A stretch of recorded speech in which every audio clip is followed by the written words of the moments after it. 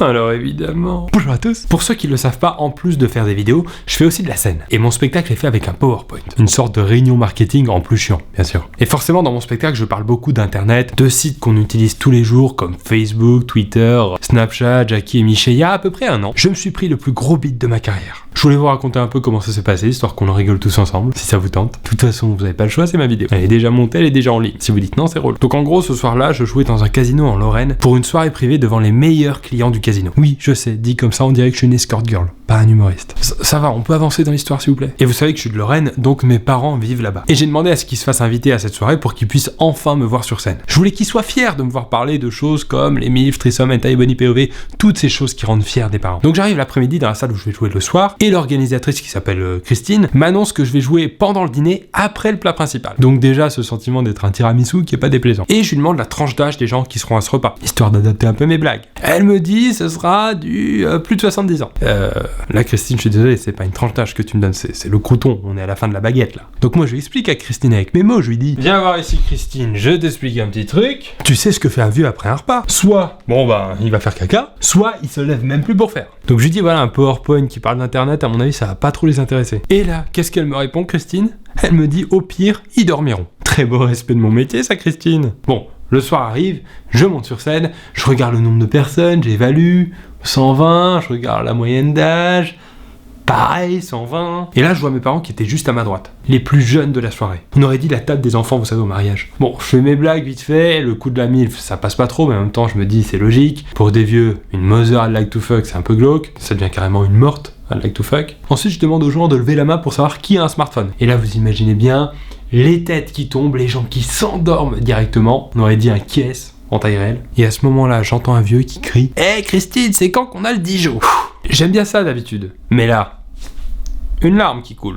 Je regarde le mec, un alcoolo de 75 ans, 3 grammes dans chaque bras, l'haltérophile de l'alcool, comme j'aime les appeler. Je m'en souviens très bien, il avait un pull rouge, le visage pareil. Heureusement qu'il avait une chaîne en or entre les deux, sinon je voyais pas la différence. Et là, je sais pas ce qui me prend, je me dis, un vieux bourré sur scène, ça peut être marrant. Je lui dis donc, venez monsieur, montez sur scène. Oui, parce que vous savez, c'est le genre de scène qui est plus haute que le public. Et je lui dis, montez monsieur, ça vous fera du chemin en moins si vous mourrez ce soir. Bon, pas forcément la très bonne blague. Les autres vieux qui me regardent, yeux grands, ouverts comme ça. J'avais l'impression d'être dans Walking Dead quand tous les zombies se réveillent en même temps. Et moi, je sais pas s'ils sont choqués ou s'ils sont en train de faire ce fameux caca. Mais moi, j'essaie de calmer le truc. Je demande au monsieur s'il veut nous raconter une histoire drôle. Là, il dit qu'il a une chanson.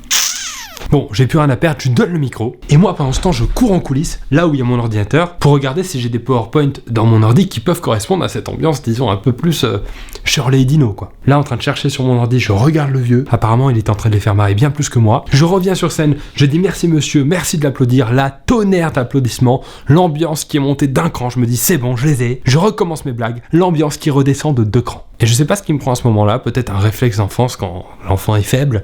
Je regarde mes parents, effarés de mon métier d'humoriste. Je vois ma mère qui chuchote à mon père. Il a vraiment tout abandonné pour ça. Mon père, lui, bon ben, il dort comme tout le monde. Je retourne à mon ordi, pas pour trouver des blagues cette fois, pour trouver un vrai boulot sur le site de Pôle emploi. Et là, j'entends la pire phrase de ma vie, un vieux qui crie « Hey Christine, tu l'as eu en sol ton comique ?» Et là, moi, excès de charisme, je réponds « Ah, c'est pas très sympa ça !» Oui, c'est la répartie la plus nulle d'Europe occidentale. Là, je reviens au milieu de la scène et j'en ai plus rien à foutre. Je leur parle de Snapchat, de Tinder, d'Instagram. Je veux qu'ils se prennent une canicule de nouvelles technologies. Je finis, je salue. Et depuis ce jour, je suis l'homme le plus heureux quand je joue mon spectacle devant vous qui me suivez sur internet. Parce que vous comprenez ce que je vous dis. Et parce que vous êtes réveillés. Voilà, cette histoire est terminée. J'espère que ce format un peu d'histoire racontée vous a plu. Si c'est le cas, n'hésitez pas dans les commentaires à me demander d'autres choses que vous voudriez que je vous raconte. Ne faites pas que dans le sexuel. Demandez-moi la première fois que je me suis mis en coloc, quel est mon meilleur souvenir au lit, faites pas que du sexuel. Et je pourrais vous raconter d'autres choses de ma vie. Pour ceux qui n'ont pas d'idée de thème, manifestez-vous à l'aide d'un pouce. Vous pouvez vous abonner, c'est important puisqu'on est bientôt aux 600 000 abonnés. Ça se fait ça, si vous voyez ce que je veux dire. Et bien sûr, pour l'attention que vous avez portée à cette petite anecdote de ma vie, je vous dis... Attends, on va se faire un peu plus d'intimité... Merci.